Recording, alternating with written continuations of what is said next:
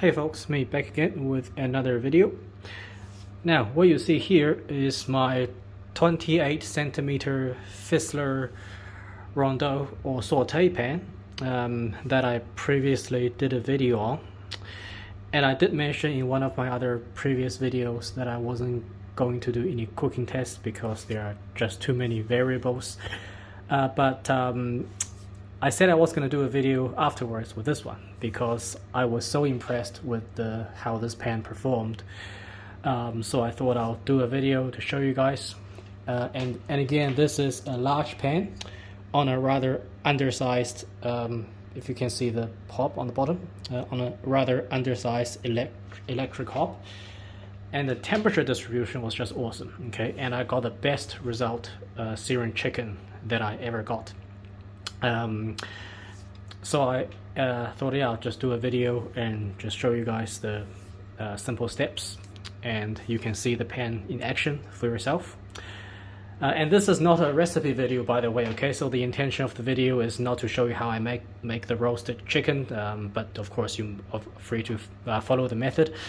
It's more just to see how this pan is like in action. Okay, so let's get started. Actually, there's nothing fancy about the chicken, okay? So all I've got here is 3 chicken thighs and 3 chicken drumsticks or chicken legs. It's very important that they are taken out, let's say 45 minutes to an hour before you actually cook them from the fridge, so that they are more or less at room temperature, and that's to not overload your pan, okay, when you put the chicken in. Also very important that the chicken is dry, okay? So use a paper towel or something like a paper towel to pat the chicken dry before you put it in the pan. I season them quite generously with salt and pepper, okay? It's quite a large piece of chicken, so don't be afraid to use too much salt or pepper. And the first step is to sear the chicken in the Fissler Rondeau, okay? Then it's going to go in the oven. This first step of searing is not critical, but I do like to do it because you get that font on the bottom, and afterwards you can make a pan sauce or gravy out of it, and it also gives that chicken that crispy texture on the outside, okay? And of course it's better if you want to build more flavor by searing the chicken before you put it in the oven. Okay, so the pan is warming up, and I'll come back to you when we're ready. Now I have some olive oil in the pan. It is going to take quite a while for the pan to heat up because I don't want to heat on the highest setting. This pan has a very thick bottom, as mentioned in my previous video. I think it's 6 or 7 millimeters of aluminium. So yeah, just be patient, give it some time to heat up. Yeah, we'll put the chicken when it's I prefer to put the chicken at around 200 degrees, so they know that, so that gives the pan a lot of buffer to maintain the sear, because there is obviously going to be quite a significant temperature drop when the cold chicken goes in.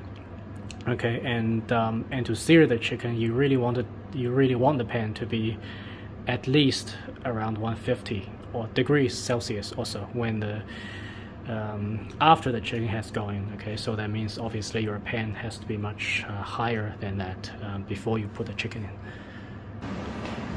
Okay, we're almost there. Now check out this temperature distribution, evenness of the temperature. The center is at 200. Halfway between the center and the edge, I'm measuring 197. Well, now it's 200 as well. And right at the edge, close to the edge, I'm getting about 190. Okay, so that is incredible for a pan this diameter, and especially when it's so oversized for the hob. Okay, so now let's put the chicken. We're gonna do it skin side down, away from you. Okay. Again, skin side down, away. Skin side down, away from you. Okay, I'm pretty confident that this pan is going to be enough for all 6 chicken pieces, okay? So I'm just gonna take a bit of a risk and put them right in.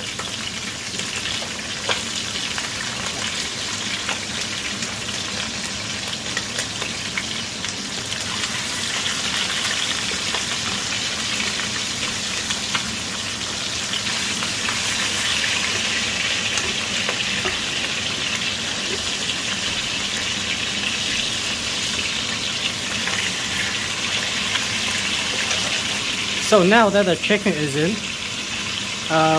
make sure that you don't touch it. Okay, this is so important. You do not touch it for the first 3 to 4 minutes.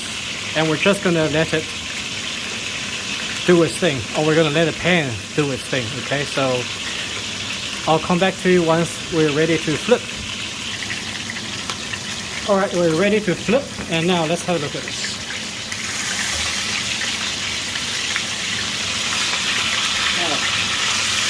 How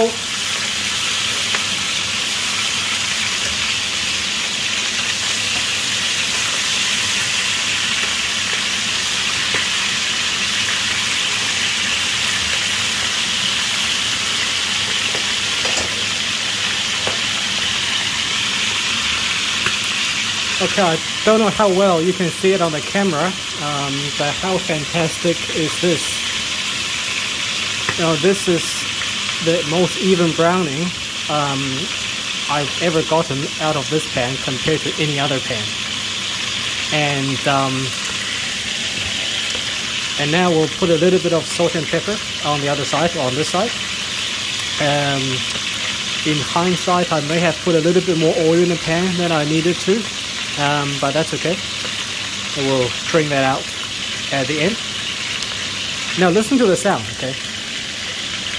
This is the sound that you want to hear, and more importantly, this is the sound that the cookware or your stove together is able to maintain.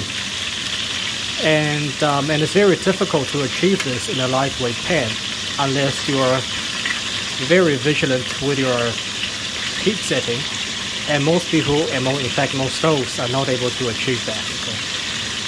So we're gonna put a little bit of salt and pepper on this side, so this is basically the end of the video, okay? But okay, I'll carry on with the video if you want to see how I do the chicken. After this initial step, that's where I like to add in the rest of the herbs and spices, because otherwise everything just goes black during the searing. Okay, so only salt and pepper in the searing stage. Yeah, I'll come back to you when we're there. Okay, so that's done. A little more. No, that's good enough. So, we'll take the chicken out. Actually, no, we're not even going to take the chicken out. We're just going to turn off the heat, because this thing is going to go right in the oven. Okay, I'm just waiting for the sound to stop so I don't have to talk as loud. Now with the herbs, it really doesn't matter what you put in, okay? Because it's gonna be delicious. Okay, so and just put in what you feel like on the day.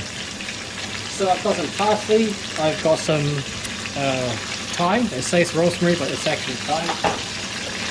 We're gonna go in with some extra rosemary, some oregano, and now this is the magic ingredient. Okay, I never do roast chicken without this stuff. This is smoked paprika powder, or smoked capsicum powder, smoked bell pepper powder, depends what kind of name you're used to. Now this is going to take this thing to a whole new level. Okay, so let's go in and put in the herbs. Yep.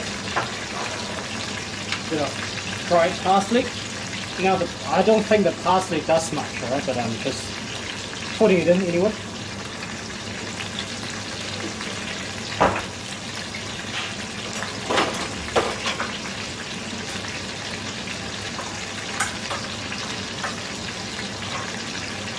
And lastly, the paprika powder. Now this thing is a bit annoying because they kind of stick together, and not so easy to get them loose.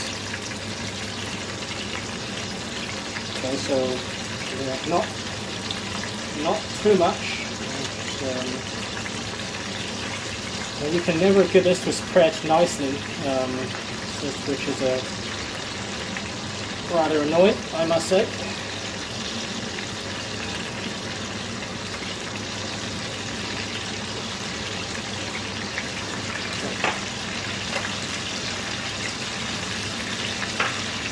And just check out how much thermal capacity the pan has. I've taken it off the heat for what, 4 minutes now, and it's still sizzling. Okay, that's not something you get with a lightweight pan, right? And so yeah, this is the end of the video. This is going to go in the oven now for about 50 to 55 minutes. I normally do it at around 180 degrees. You know, I'm not going to do a video on how to make a gravy. I might not even bother to make a gravy this time. So yeah, I hope you enjoyed the video. You know, hope that it was good for you to see the pan actually in action. And like I said, if you follow the few simple steps I've described, you know, get the pan to the right temperature. Once the chicken goes in, don't touch the chicken. Don't touch it, leave it to do its thing for the first few minutes. And prep the chicken well, you know, make sure it's taken out of the fridge an hour before you put it in the pan. Season it, salt and pepper, make sure the chicken's dry, and you're gonna end up with some delicious chicken. Okay. Alright, so I'll catch you guys in the next video.